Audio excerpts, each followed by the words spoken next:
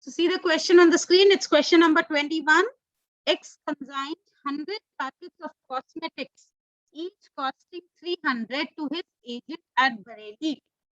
So see here, the consigner is X. The consignee's name is not given. It's only given that the consignee is at Bareilly. So we will just assume that the name is Bareilly itself. And the goods sent on consignment are 100 packets costing 300 each. So again, if you look carefully, it is not being consigned at invoice price. The consignment is being sent at cost price itself. So we need not take the additional entries for the invoice price, right? He paid rupees 500 towards freight and insurance. That is the charges X had paid. X is the consigner. He had paid 500 towards freight and insurance. So these are non-recurring expenses of the consigner. 15 packets were destroyed in the way. So while transit during the transportation time, 15 packets were totally destroyed. So that means it is an abnormal loss. Consignee took delivery of the remaining packets and spent rupees 300 as go down rent, 1000 rupees as clearing charges, and 700 rupees as carriage inwards. Now see, how much consignment did the consignee receive? We have consigned 100 packets, but how much did the consignee receive? 85 packets. Yes, he received only 85 packets, and all those 85 packets, he has spent some expenses. See, what are his expenses? One is go down rent, one is clearing charges, and one is carriage inwards. So tell me, out of these three, which are non-recurring and which is recurring? Okay, tell me one by one. Go down rent, is it recurring or non-recurring? Recurring, ma'am. It is recurring. After the goods have reached the go down, then only you will pay the rent for the go down, right? Okay. Next one is clearing charges. What do you mean by clearing charges? These are all like dog dues, custom duties, which you will have to pay import taxes when you're taking the goods. So clearing charges are non-recurring expenses. And the last one is carriage inwards. Now you have to be careful whenever it is carriage inwards and outwards. Carriage inwards is carriage on bringing the goods to our place. Carriage outwards is taking the goods to the place of the customer. That is when you're selling the goods. So carriage inwards will be incurred before the goods have reached the go down. So that means carriage inwards is also a non-recurring expense. So out of these three, clearing charges and carriage inwards are non-recurring, whereas go down rent is recurring. So when you are calculating your unsold stock, you will take this 1000 rupees as well as this 700. You will not consider this 300 rupees, right? See the next information. The agent sold away 70 packets at rupees 400 each. So the agent has sold 70 packets. So now first tell me, what is our unsold stock? 15 packets. 15 packets is our unsold stock. And how are we getting it? We started with 300. Out of 350 were destroyed. So we were left with 100, ma'am. Pardon? Out of 100, ma'am. Yeah, sorry, out of 100. So out of 100, 15 were destroyed. So we were left with 85. Out of 85 packets, 70 were sold. That means our unsold stock is also 15 packets. So here in this problem, our unsold stock is 15 packets, whereas, and also an abnormal loss is 15 packets. But we'll have to find out the value of both of them. The value might be different. See, quantity is same, but value will be different. Can anyone tell me why will the value be different? Though quantity is same. Any idea why will the value be different, even though the quantity of both unsold stock and abnormal loss is same? Think and tell me. Yes, anyone? Ma'am, because consignee did not receive the whole packet. Correct. Very good. Because the consignee did not receive all the goods. So when you are calculating abnormal loss, you will not include the expenses of the consignee. So that is the reason why there is a difference. Okay. Then consignee is entitled to a commission of 7.5%. right? So this is direct commission, which you have to calculate on the sale value of the goods. Show consignment account and abnormal loss account in the books of X. So he's asking us only ledger accounts in the books of X. We can also do it in the books of the consignee. It's up to us. So shall we start with the question? Yes. So starting first, put the heading as valuation of unsold stock or consignment stock. I'm waiting for a minute. Draw the performance quickly. If anyone has not done it.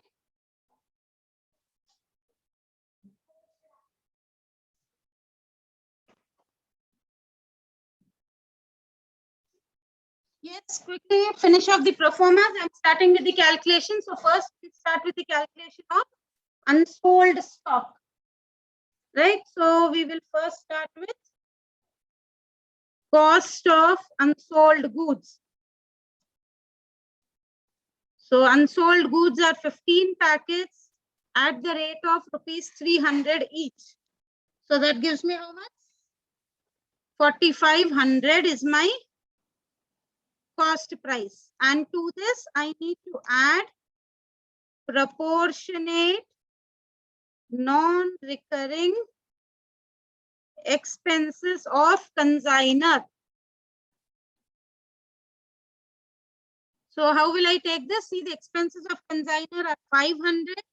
500 into 15 is my unsold stock, divided by 100 is the total stock. So 500 into 15 divided by 100, that will give me 75 rupees. Right? Now move forward again. What do I do next? Tell me the next step. Proportionate non-recurring expenses of consignment. Proportionate non-recurring expenses of consignee. So add proportionate non-recurring expenses of consignee. So now here I will not take the go down rent because that is recurring expense. So I will take this 1,000 rupees plus this 700. So that means 1,700 into my unsold stock is 15 divided by, I will take only 85 here. So this is the change. Please remember this. Blindly we just take it up as 100 there also. Because consignee received only 85 packets. So he incurred expenses only on 85 packets. So let me calculate 1,700 into 15 divided by 85. That is 300. That's it. So we got our value of consignment stock or the unsold stock. Anyways, you can call it. So the total value would be 4,875.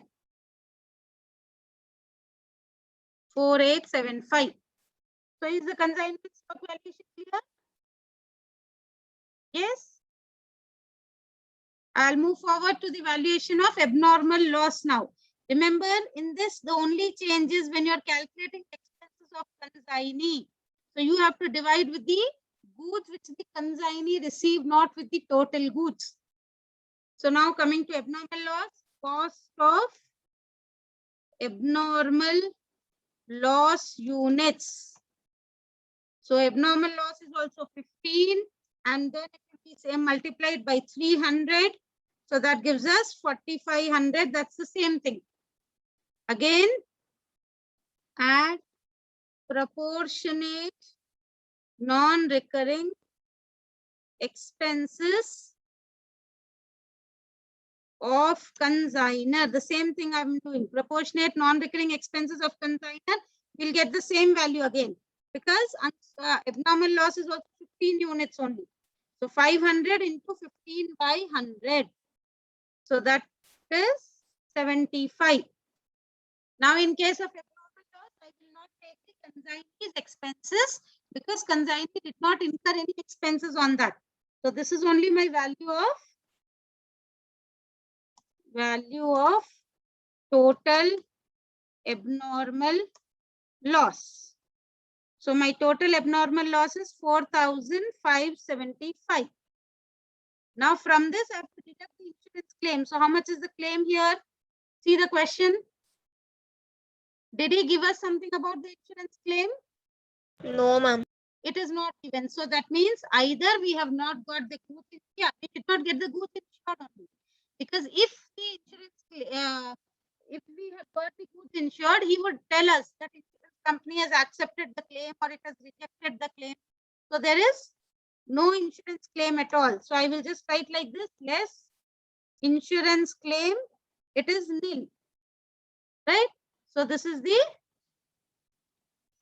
net balance, what do I call it? Not net balance, actual loss.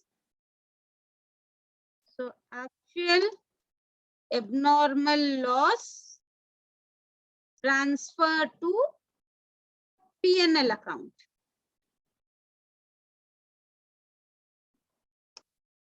So my entire loss is 4,575 because I'm not getting anything from the insurance company now.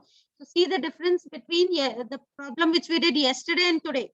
So yesterday we had some amount of claim. So that claim was deducted and our final loss was reduced. But in today's question, insurance we did not get the goods insured at all. So there is no insurance claim. So the entire 4,575 will be transferred to our P&L account also. Right? So are the calculations clear? Any doubt in the calculations? Yes or no? No, ma'am. No doubt. Oh, So we ma'am. will start with the ledger accounts. So quickly, let's start. So first ledger account in the books of X, who is the consigner. We will directly start with the consignment account, right? So now we know the entries. Everything is already calculated. We only have to put it in the format. So goods sent on consignment is 100 goods at 300 each. That will give us 30,000. Next, the expenses of consignor. So I will write here as to cash in brackets expenses, and that is 500 rupees. We do not have any advance, so we will take the sales made by the consignee. So I'm writing here as by Bareilly because I'm treating the consignee as Bareilly only. Nothing is mentioned about his name. So sales, see how much is our sales given? Sales are 70 packets at 400 each. So that comes to 28,000. Okay. Next, coming to consignee's expenses. So again, to Bareilly, in brackets is expenses. Okay. Now we need to take his expenses. See, we have three expenses given, 300,000 rupees and 700. So totally it comes to 2,000 rupees. So expenses are 2,000 and then we will have his commission. So to Bareilly once again, in brackets, write it as commission and see how much is the commission given. Our sales are 28,000. 28,000, the commission is given as 7.5%. So 28,000 into 7.5%, that is coming to 2,100. So I will take the commission. That's it. I've taken all the entries. Now I need to take my consignment stock and the abnormal loss. So by consignment stock, I've already calculated. Consignment stock is 4,875. And I'll take my abnormal loss also by abnormal loss. And always remember, when you're taking the abnormal loss in the consignment account, you should take the total loss. 4,575 is my total loss. And when I'm taking in my P&L account, I will always take the actual loss. In this problem, both are same because there is no claim. But in the other problems, both of these values might be different. Right? So I'm done with my P&L account. Calculate whether I have profit or loss. One of them, can you calculate and tell me the profit or loss?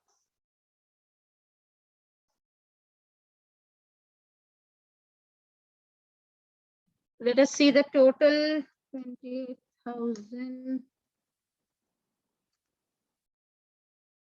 The total is 37,450. So it is a profit, right? Loss, I think, ma'am.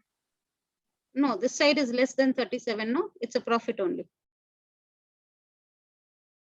See, debit side, it is hardly 35,000 something. Yeah.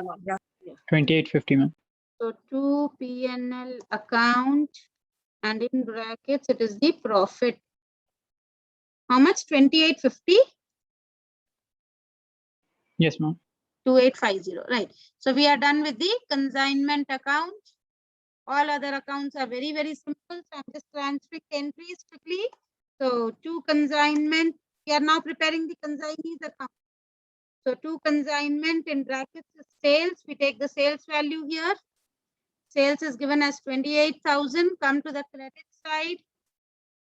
Credit side will take the expenses and the commission. There is no advance given in the question. So expenses of consignee are 2,000. And then come to his commission. So by consignment in brackets is his commission. Commission is 2,100. That's it. We do not have any entry for advance. Let us see how is he settling the balance. There is nothing given related to the settlement of balance. So we will assume it is still continuing. We will just write by balance carried down. So by balance carried down. So how much is our balance? 28,000 minus 2,000 minus 21,000. 23,900. Yeah, 23,900. That's it. Let us put the totals on both the sides. Yes, so this account is also over. It's simple. Next, we move forward to goods sent on consignment that everyone knows, a very, very simple account. So I will start with by consignment. And our consignment is 30,000. Yeah. Come to the debit side, transfer whatever is there on the to the trading account, because that is what we do. So to trading, amount is again 30,000. That's it. And we need to put the totals on both the sides. So the totals are again 30,000 only. Yes. So goods and consignment account is also over. Now we need to transfer the abnormal loss account. So where do I take the entry in this account? Tell me once. I don't know how to take the entry for abnormal loss. Will I take it on debit side or credit side? Credit side. Debit side. Debit side, because in consignment account, I take it on the credit side as by abnormal loss. So in abnormal loss account, I'll take it on the debit side as to consignment. To consignment, and my abnormal loss was how much? 4,000. Where is the loss? 4,575. So 4,575. Yes. If I had an insurance claim, I would be taking the claim on the credit side. But currently there is no claim. And this account should always be closed by transferring the balance to the P&L account. So this 475 is totally my balance. So I'll write here as by P&L account. So I can write it as transfer. So the loss is again 4,575. Put the totals on both the sides and close the account.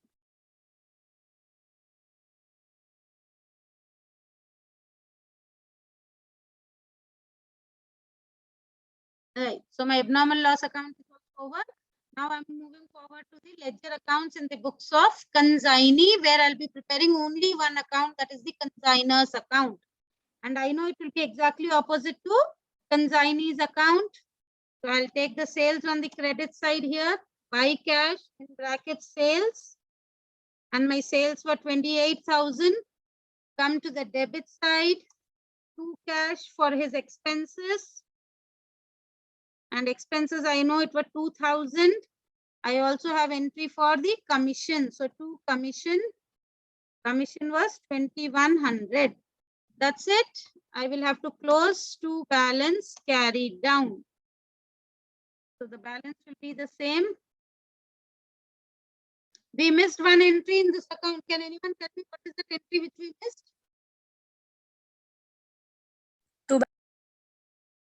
Yes? Someone was telling something. Which entry did I miss in this account? I have missed one entry here. Tell me which entry is missed. Quick, one of you tell me which entry is missed. To balance brought down. To balance Yes, brought down. I did not write two balance brought down. Always remember, I need to write that before I close my account. Whenever there is a balance carried down, always balance brought down should be written before I close. 23,900 is a balance. So I will write here also 23,900. And let me put the totals on both the sides. 28,000. Again 28,000. And now I will once again write by balance brought down.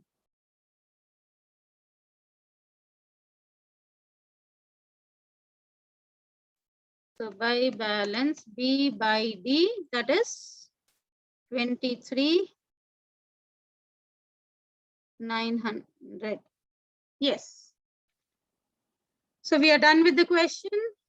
We started with valuation of consignment stock. Then we did the valuation of abnormal loss. Then we did ledger accounts in the books of consignor, the consignment account, consignee's account, goods sent on consignment, and abnormal loss. And then finally, ledger accounts in the books of consignee. So our problem is completed.